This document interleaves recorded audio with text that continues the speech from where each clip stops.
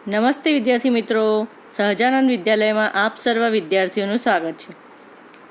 પાઠ 6 ભીખુ. તેના લેખક છે ગૌરીશંકર ગોવર્ધન રામ જોશી. તેમનું ઉપનામ છે ધૂમકેતુ. તેમનો જન્મ ઈસવીસન 1892, મૃત્યુ ઈસવીસન 1965. વિદ્યાર્થી મિત્રો, આ જે ધૂમકેતુ પાઠ છે, આ જે લેખક છે તેમણે જે ભીખુ નામનું જે પાત્ર અહીંયા પ્રસ્તુત કર્યું છે તેનું વર્ણન કર્યું છે એમણે. ધૂમકેતુનો જન્મ ગોંડલ પાસેના વીરપુર ગામમાં થયો હતો. ગુજરાતી સાહિત્યમાં ટૂંકી વાર્તાના ક્ષેત્રે ધૂમકેતુનું પ્રદાન વિશેષ જાણીતું છે. તણખા મંડળના 4 ભાગ ઉપરાંત બીજા 20 જેટલા વાર્તા સંગ્રહો તેમણે આપ્યા છે. પોસ્ટ ઓફિસ, ભૈયાદાદા, રજપૂતાણી, એક ટૂંકી મુસાફરી, જીવનનું પ્રભાત, પૃથ્વી અને સ્વર્ગ, હૃદય પલટો, આત્માના આંસુ વગેરે તેમની પ્રખ્યાત ટૂંકી વાર્તા છે. વિદ્યાર્થી મિત્રો, જે ધૂમકેતુ છે તેમણે આ વાર્તા સંગ્રહો લખી છે, જેમ કે પોસ્ટ ઓફિસ, ભૈયાદાદા, રજપૂતાણી, એક ટૂંકી મુસાફરી, જીવનનું પ્રભાત વગેરે. વિદ્યાર્થી મિત્રો, જે આ ભીખુ છે તેનું આપણે થોડું વર્ણન કરી લઈએ. ભારતમાં કરોડો લોકો ભૂખ્યા પેટે સૂઈ જાય છે, જેમને કે કંઈક સાંજે કે સવારે ખાવા મળતું નથી. એમને એકાદ ટંક જેટલું ખાવાનું પણ નસીબ થતું નથી. વિદ્યાર્થી મિત્રો, જે ગરીબીમાં જે છોકરા જે અત્યંત ગરીબીમાં જીવી રહ્યા છે તેનું આ વર્ણન કરવામાં આવ્યું છે. 3 છોકરાઓ છે, તેમાંથી એકનું નામ ભીખુ છે. તેમ આ પાઠમાં તેનું વર્ણન રસપ્રદ રીતે કરવામાં આવ્યું છે. જેમ કે એકાદ ટંકનું પણ ખાવાનું નસીબ થતું નથી. કોઈક વાર તો એવું પણ હોય છે કે એકાદ ટંકનું ખાવાનું પણ સરખું મળતું નથી. પ્રસ્તુત પાઠમાં પણ લેખકે ભીખ માંગીને ગુજરાન ચલાવતા એક કુટુંબની હૃદયસ્પર્શી વાતનું આલેખન કર્યું છે. આ જે લેખક છે ધૂમકેતુ, એમણે જે કુટુંબમાં જે મુસીબતો પડે છે, જેમને હૃદય સ્પર્શી જાય, આપણે તેની વાત સાંભળીએ તો આપણું હૃદય સ્પર્શી જાય તેવી વાત કરી છે. ભીખુ ભીખ માંગીને પોતાનું તેમજ પોતાના કુટુંબનું ભરણપોષણ કરનાર નાનકડો છોકરો છે. તે પાત્રનું આલેખન હૃદયસ્પર્શી બન્યું છે. વહેંચીને ખાવું, પોતે વેઠીને પણ ભાઈ ભાંડુઓને વિશેષ ખ્યાલ રાખવો તેવું વર્ણન તેનામાં સહજ રીતે લાગણીના સ્વરૂપે વહેતું જોવા મળે છે. કહે છે કે પોતે ખાધું હોય કે ના ખાધું હોય તેની ચિંતા કર્યા વગર મા કે ભાઈ ભાંડુ ભાઈ બહેનને પહેલાં ખવડાવવું એવું ધ્યાન રાખે છે, એવું વલણ રાખે છે, એવી લાગણી રાખે છે. કહે છે કે ભીખુ જ્યારે થોડુંક જમવાનું લઈને આવતો ત્યારે પહેલાં તેના ભાઈ અને માને આપતો, પછી જે વધે તો એ ખાઈ લેતો, અને ના વધે તો કહેતો કે મારું પેટ ભરાઈ ગયું છે. ભીખુએ જલેબી પણ ખાધી નહોતી કે દાળિયા પણ ખાધા નહોતા, પરંતુ ભાઈ ભાંડુને ખાવા મળે એ હેતુથી મા પાસે અસત્ય બોલ્યું. વિદ્યાર્થી મિત્રો, જોયું ને, તેણે પોતાના ભાઈ અને ભાઈ ભાંડુઓ માટે રાખવા માટે તેને અસત્ય બોલ્યો કે મારું પેટ ભરાઈ ગયું છે. પોતે ધરાઈને ખાધું છે.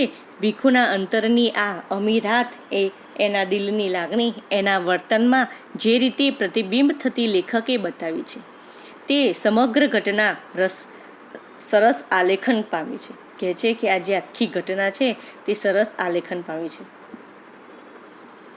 વિદ્યાર્થી મિત્રો, હવે આપણે થોડા શબ્દાર્થ જોઈએ. ઠઠારો, સામાને આજવા કે પ્રભાવિત કરવા માટેનો દેખાવ. ભપકો, ભીડ. કમાન, ધનુષ્ય. કંગાલ, ગરીબમાં ગરીબ. રહમ, દયા. સરિયામ, બધા માટેનું જાહેર. સહજ, સ્વાભાવિક. શોફર, અંગત ઉપયોગમાં આવતો ડ્રાઈવર. ઉઘારી લેવું, બચાવી લેવું. ફાંફવું, ગભરાયેલું, બેબાકડું. દયામણું, દયા ઉપજે તેવું. જુલમ, ત્રાસ.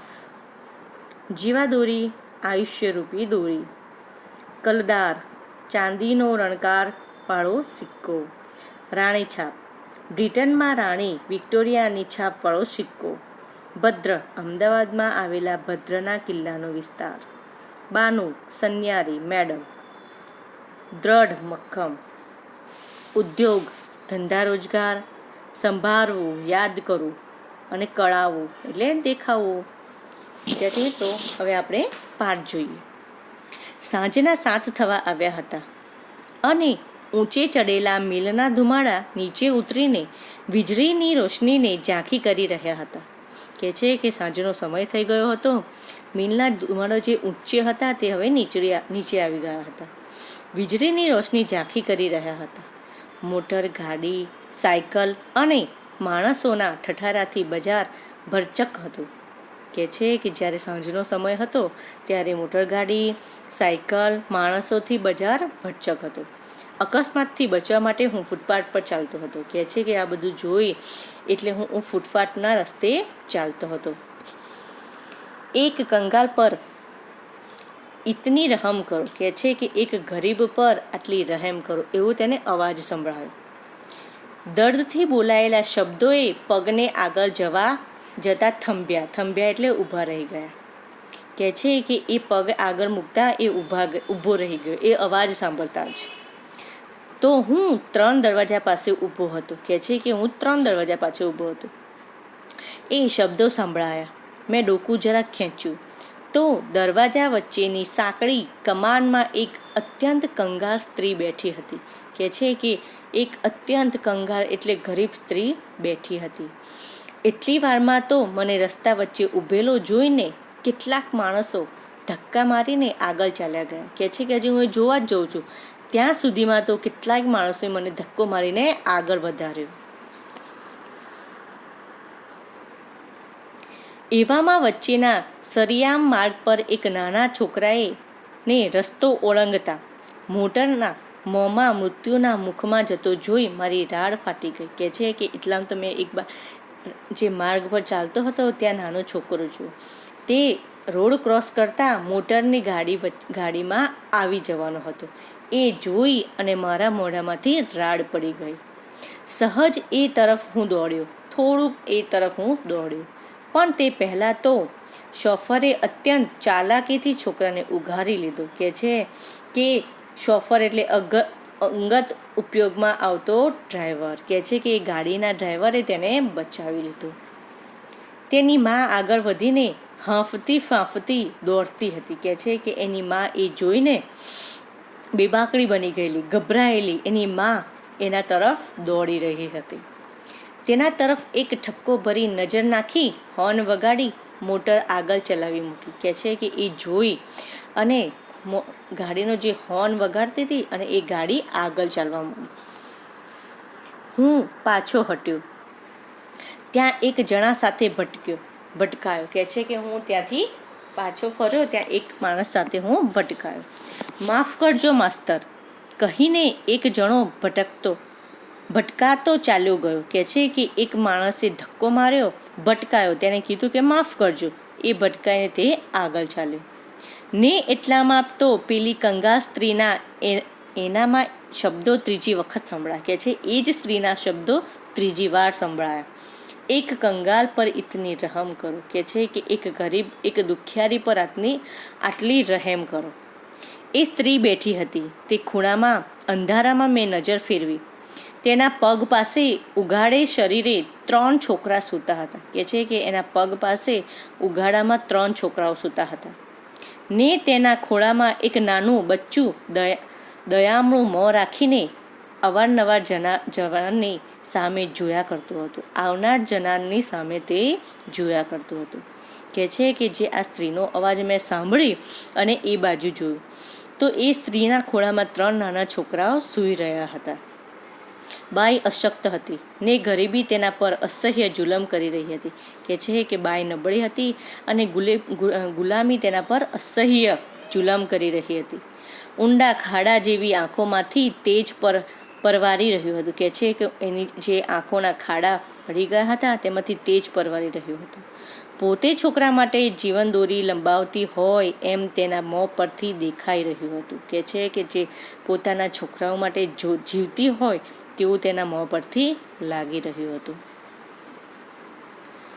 અમે તેના મોં પરથી દેખાતું હતું. મારો હાથ એકદમ કોટના ખિસ્સામાં પડ્યો. એ ખિસ્સામાં 2 કલાક પહેલાં જ કલદાર રાણી છાપના રૂપિયા સાથે ભદ્રમાંથી શહેર તરફ મુસાફરી કરી હતી. કે છે કે 2 કલાક પહેલાં મેં જે મુસાફરી કરી હતી રાણી મારા ખીચામાં હાથ પડ્યો. બ્રિટનની રાણી વિક્ટોરિયાને છાપવાળો સિક્કો. કહે છે કે અમદાવાદમાં ભદ્ર કિલ્લાના વિસ્તારમાંથી મેં જ્યારે મુસાફરી કરી હતી, પણ અત્યારે તે ભોઠો પડ્યો. કહે છે કે અત્યારે હું ભોઠો પડી ગયો. માત્ર 3 પૈસા જ હાથે ચડ્યા. કહે છે ભોઠો પડી ગયો એટલે શરમાઈ ગયો કે માત્ર 3 પૈસા જ હાથમાં હતા.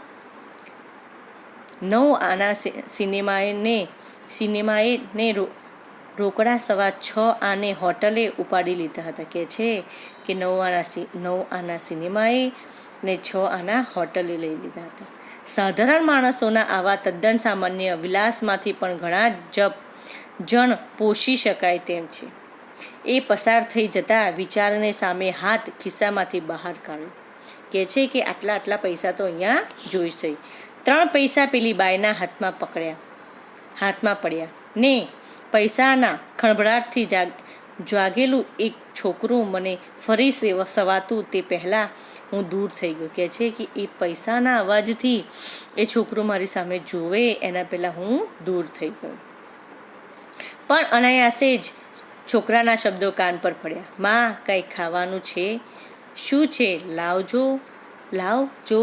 કહે છે કે હું ત્યાંથી જવાની તૈયારી કરતો હતો, પણ એટલામાં પેલા છોકરાના શબ્દો મારા કાનમાં પડ્યા. કંઈ ખાવાનું છે માં? લાવતો.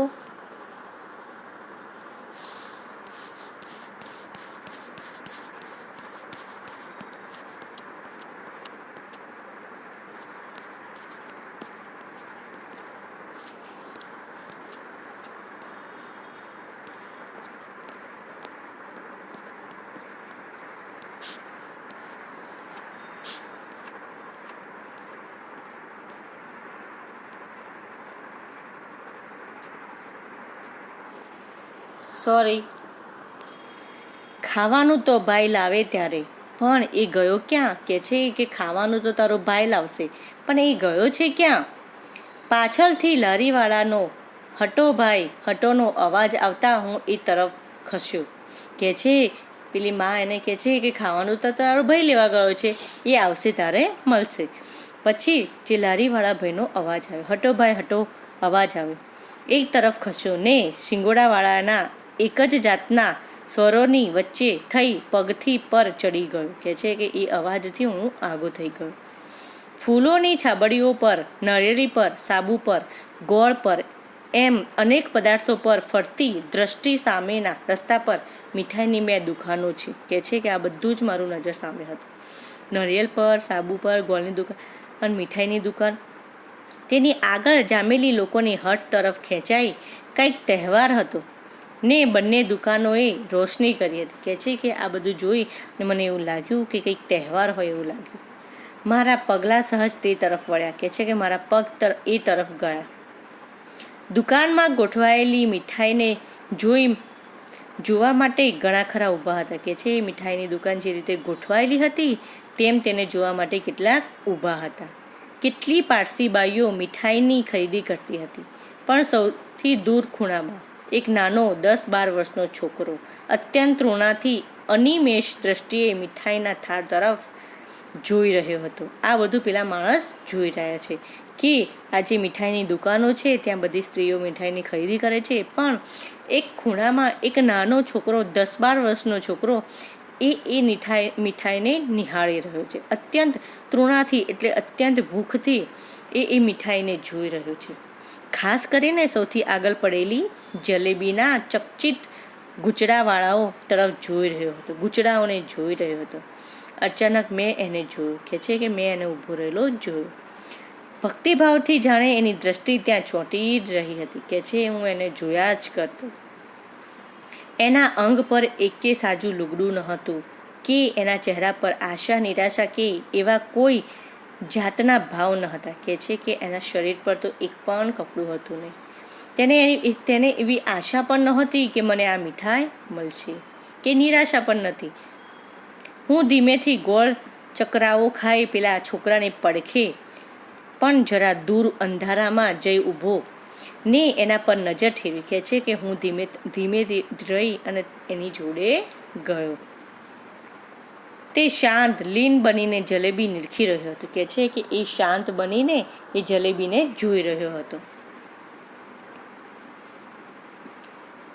એની આ સમાધિથી આકર્ષાયેલા એક જુવાને મારા તરફ જોઈને હાસ્ય કર્યું. કહે છે કે હું આ જે જોતો હતો એ એક જુવાન જોતો હતો. એણે મને જોઈને હાસ્ય કર્યું, પણ મારા તરફથી કશો જવાબ ન મળતા તે દુકાન તરફ વળ્યો. પાછળ જલેબીનું પડીકું બંધાવ્યું ને તેમાંથી એકાદ કાઢીને ખાતો ખાતો પેલા છોકરા પાસેથી પસાર થયો. કહે છે કે એ ભાઈ એ જોઈ અને જલેબીનું પડીકું બંધાવી અને પેલો જે છોકરો જોઈ રહ્યો હતો એને જોઈને તે આગળ ચાલતો થયો. અધીર આશામાં અધીર ઘેલછામાં પેલા કહે છે કે પેલા છોકરાની જે સ્થિતિ હતી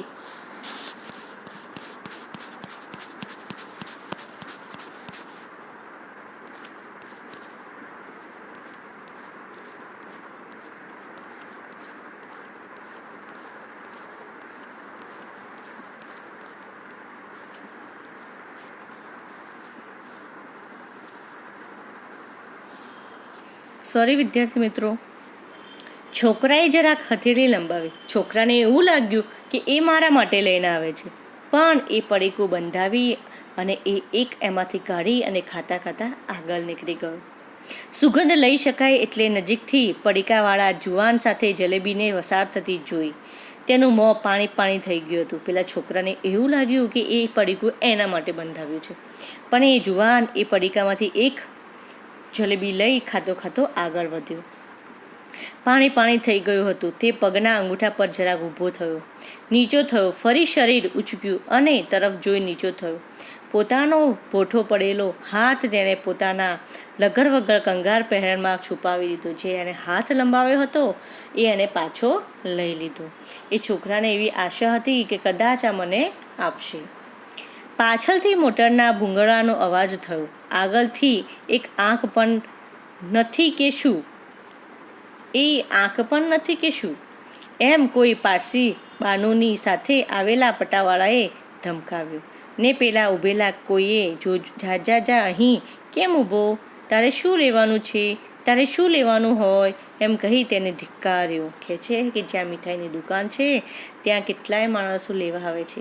ત્યાં કોઈક પારસી બાનુ સાથે જે પટ્ટાવાળો આવ્યો હતો તેને ધમકાવ્યો. તારે શું લેવાનું છે, કેમ ઊભો છે એમ કરીને ધમકાવ્યો. બધા વેગને દાબતો હોય તેમ તે ધીમે દ્રઢ પગલે પાછો હટ્યો. કહે છે કે એ એકદમ સંકોચાય અને પાછો પગલો કરી લીધો. એકદમ દુકાન પરથી નજર ખેંચી લીધી. તેણે એ દુકાન પરથી પોતાની નજર હટાવી લીધી ને અત્યંત આર્ત સ્વરે ફિક્કા હાસ્ય સાથે બોલ્યો, હા ભાઈ સાચું, હું સવારનો ભૂખ્યો છું, પણ મારે ભિખારીને શું લેવાનું હોય? પછી તેણે બોલ્યો કે હા ભાઈ, હું સવારનો ભૂખ્યો છું, મેં કશું જ અન્ન કે કશું જ ખાધું નથી, તો મારે શું લેવાનું હોય? તેણે જોરથી મુઠ્ઠી વાળી. અંદર ખખડેલા પૈસાનો અવાજ સ્પષ્ટ સંભળાવ્યો. એક પણ દ્રષ્ટિ પાછા ફેરવ્યા વગર તે ચાલ્યો ગયો. કહે છે કે એવું બોલી અને એ પાછો થઈ ગયો.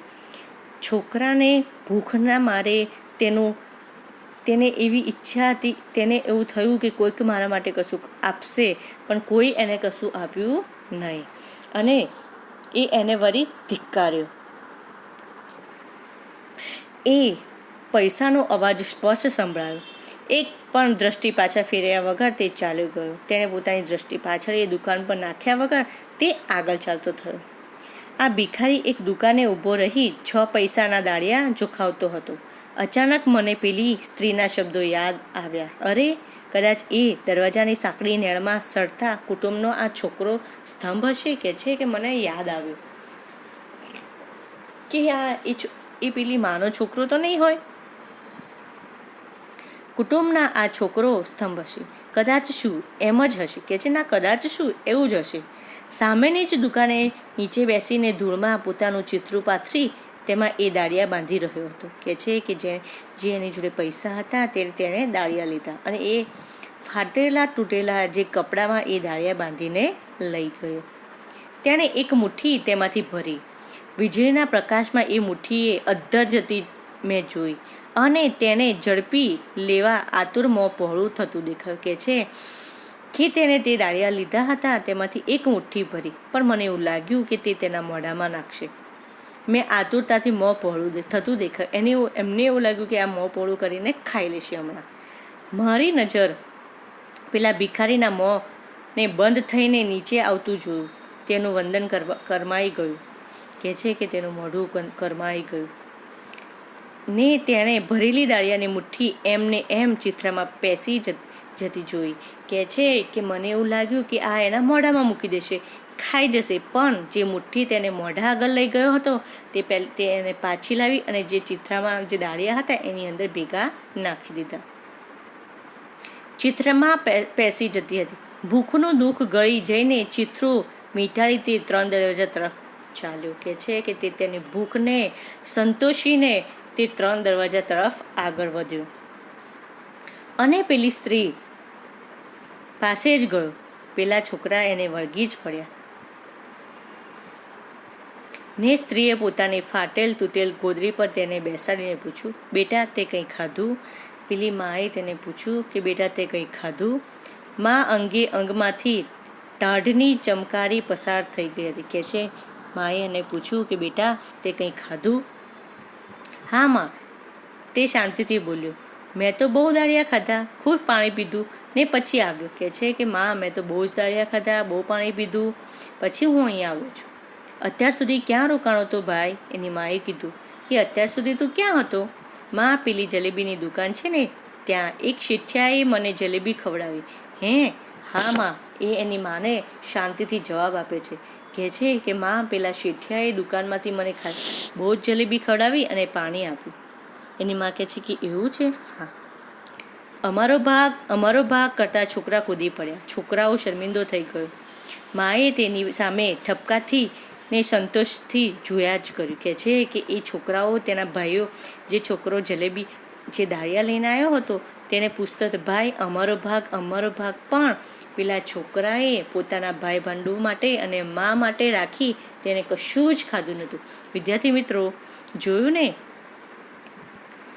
માએ તેની સામે ઠપકાથી ને સંતોષથી જોયું. મા તેને જોઈ રહી. બેટા, એવું હોય તો પોતાના ભાંડુ એટલે ભાઈને માટે થોડુંક રાખીએ તો તું મોટો તારા પાળિયામાં મોટા થાય તેમ છે. દાળિયા ક્યાંથી કાઢ્યા? કે છે કે તમે બધા વેચીને ખાઓ. ભાંડરડા એટલે નાના ભાઈ બહેન. કે છે કે તમે નાના ભાઈ બહેનને થોડું થોડું આપીને ખાઓ. બરફ સાપ્યો તેના 10 પૈસા આવ્યા ને? કે છે કે મેં કામ કર્યું એના પૈસા આવ્યા. હા, કેટલા પૈસાના દાળિયા લાવ્યો? કે છે 6. એમ બોલતા બોલતા તેણે છેવટે નક્કી કહી દીધું 10. કે છે કે એમ 6 બોલતા બોલતા તેને કહી દીધું 10. આના જીવનને જરાક ટેકો આપ્યો હોય. બધાને જ ભિખારી ઘણી વખત આપણે ઉદ્યોગ કરવાનો ઉપદેશ આપીએ છીએ, પણ આ છોકરાએ ભાડું માટે જલેબી જતી કરી, દાળિયા ન ખાધા અને ખોટું બોલ્યો. એને મદદ. કે છે કે પોતાના ભાઈ ભાંડુ એટલે ભાઈ બહેનો માટે એ ખોટું બોલ્યો. જલેબી જતી કરી, દાળિયા ન ખાધા અને ખોટું બોલ્યો. અને ભાઈ કેમ ખોટું બોલ્યા વિદ્યાર્થી મિત્રો? કારણ કે તેના નાના ભાઈ બહેન અને માને ખાવાનું મળે તે માટે તે ખોટું બોલ્યો. ઉતાવળથી ખિસ્સામાં ગયેલો હાથ પાછો ફર્યો. કે છે કે જે ઉતાવળથી મને ખિસ્સામાં હાથ જતો પાછો ફર્યો. ધોબીનો ધોયેલો કોટ આજે જ પહેરેલો હોવાથી સાબરમતીથી થોડીક ઝીણી રીતિ જ હાથ સાથે ચોંટી. મેં હોટલ અને સિનેમાને આજે બીજી વખત સંભાળ્યા. કે છે કે મેં હોટલ અને સિનેમાને આજે બીજી વખત યાદ કર્યો. છેક એમની પાસે સમીને મેં કહ્યું, છોકરા તારું નામ? એમણે એમની પાસે જઈને પૂછ્યું, છોકરા તારું નામ શું છે? અવિશ્વાસભરી રીતે એ મારી સામે જોઈ રહ્યો. અત્યંત પ્યારથી તેનો હાથમાં લઈને મેં કહ્યું, બેટા તે જલેબી ખાધી? એ તો મેં જોઈ. દાળિયા ખાધા? એ પણ જોયું. પણ તારું નામ તો બોલ. કે છે કે તે મેં દૂર ઊભા તને દાળિયા ખાતા જો, જલેબી ખાતા જો, પણ તારું નામ શું છે એ તો બોલ. પોતાની વાત કળાઈ ગઈ જાણીને તે લુચ્ચાઈમાં જરાક મોં મલકાવ્યું ને નીચું જોઈ બોલ્યો, મારું નામ ભીખુ સાહેબ. કે છે કે એને શરમ આવી ગઈ કે હા આ માણસ મને દૂરથી જોઈ રહ્યા હતા અને સહેજ મોઢું નીચું કરી અને બોલ્યો કે મારું નામ ભીખુ. પેલા જે સજ્જન માણસ જે બાજુ પર ઊભા હતા તેમનાથી રહેવાયું નહીં, એટલે આ છોકરાને જઈને પૂછે છે કે શું તારું નામ છે, તારું નામ તો કે. વિદ્યાર્થી મિત્રો, મજા પડી ને? નમસ્તે. હવે આપણે સ્વાધ્યાય અને અભ્યાસ આગલા વિડીયોમાં જોઈશું.